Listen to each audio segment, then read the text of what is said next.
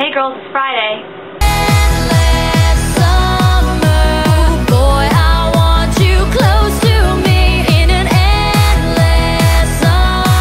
I'm really sorry I didn't post last Friday. I feel pretty bad about it. But here I am, back with a vengeance, and it's gonna be awesome. I did film something last week. I just never got around to editing and posting it because Thursday was Thanksgiving and then Friday was Black Friday. Caroline, I'm glad you got your awesome guitar. On Black Friday, I had a lot of fun shopping. I got a Christmas present for Rachel, and I got a Christmas present for Peter, and then the next day I got a Christmas present for you, Caroline. So that was really, really fun. I love Black Friday, except for the rabid soccer moms who have no concept of personal space. I have this weird thing about personal space. I'm a theater person, so I'm not as freakish about my, bubble as most people, but strangers who are pushy and attitudey and, inconsiderate of the fact that there are other people in the world, and to come up and, get, right on top of you while you're looking for something and, just, linger are, oh, it's so awkward and it's really irritating and it freaks me out. And I had that kind of encounter a couple of times on Black Friday, and by the end of it I was ready to beat somebody with something. I don't know, something. My past couple of weeks. The weekend before last was Shorts Fest, and it was amazing. I had so much fun. I love both of the shows I was in, and I miss it so much. And I'm sad that it's over. Shut up! And then last week was the holiday week, although it was also crazy. And let me tell you about my week. Ready? There was a Shorts Fest on the weekend. Monday I had a math test.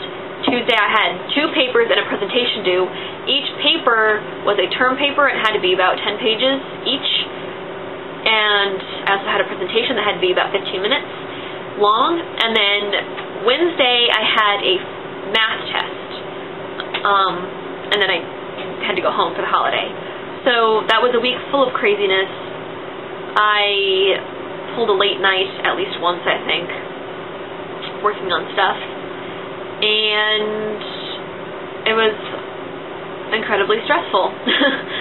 It wasn't one of those weeks where you're stressed out and you're in a bad mood. I was in a good mood. I just had a lot to do. I did get to finish Craig's book. I finished Between the Bridge and the River on Saturday night, and I started reading Are These My Bazoomas I See Before Me by Louise Renison. This is the 10th and final book in a series called The Confessions of Georgia Nicholson. It is a British book series. I've talked about it a lot, but every time I talk about it, I feel the need to explain what it is, and I'm pretty sad. It goes really quickly because it's in diary form, and that seems to move faster than typical book form, and there's a lot of dialogue, so that moves it along pretty quickly. And I am sincerely going to miss Georgia when I'm done with this book.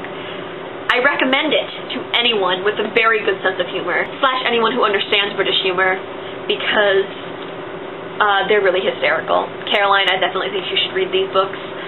I think we talked about you reading them last year. I don't know if we said that you had read them, or had read a couple and then stopped, or wanted to read them, but the first book is called Angus Thongs and Full Frontal Snogging, and you should run to your bookstore and get it, and begin reading the whole series, because it will change your life. After Georgia, I am going to read Splendor by Anna Godberson. I think that's how you say her name.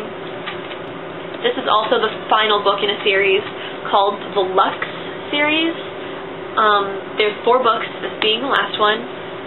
The other books are called The Lux, Rumors, and Envy.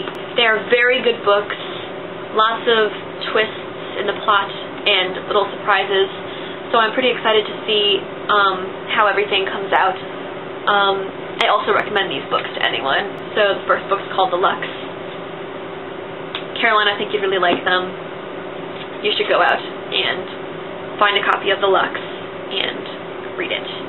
Do do do do do.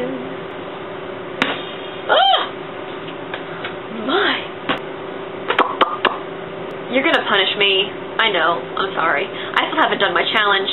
I should probably think of a new challenge to give you guys just to get that ball rolling again.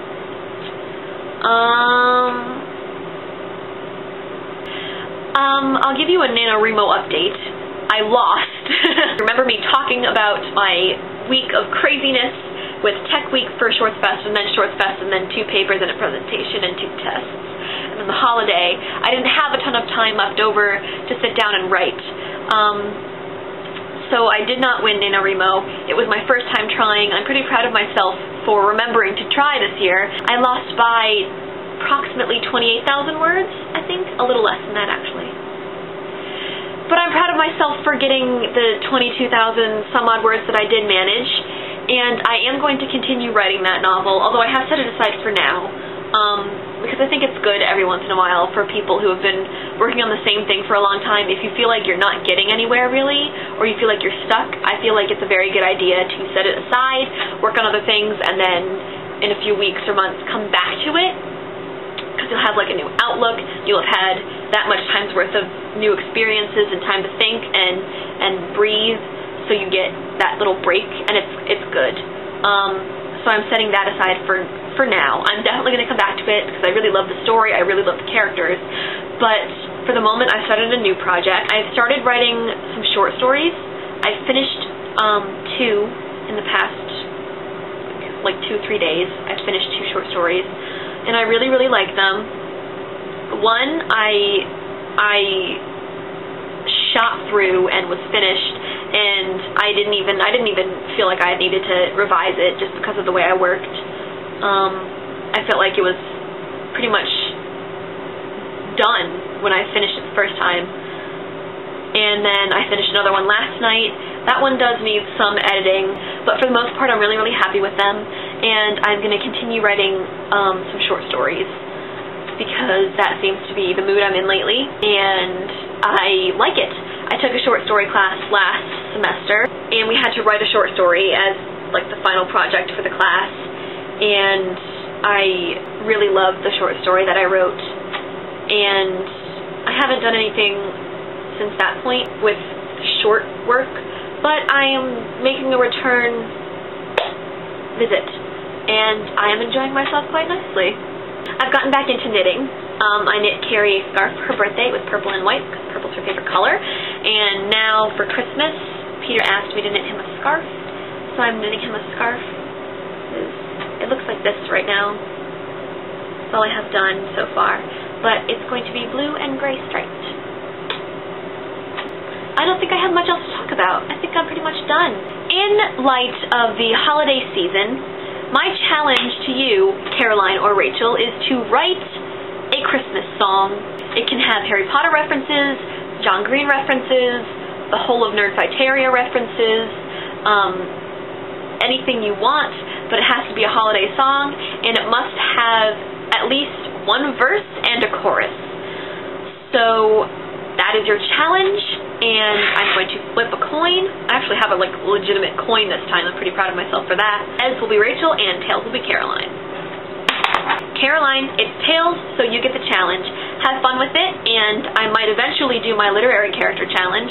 Rachel, I'll see you when you get back from class, and Caroline, I'll see you Monday. / anyone who understands British humor. Humor? What the hell's a humor? Don't tip over!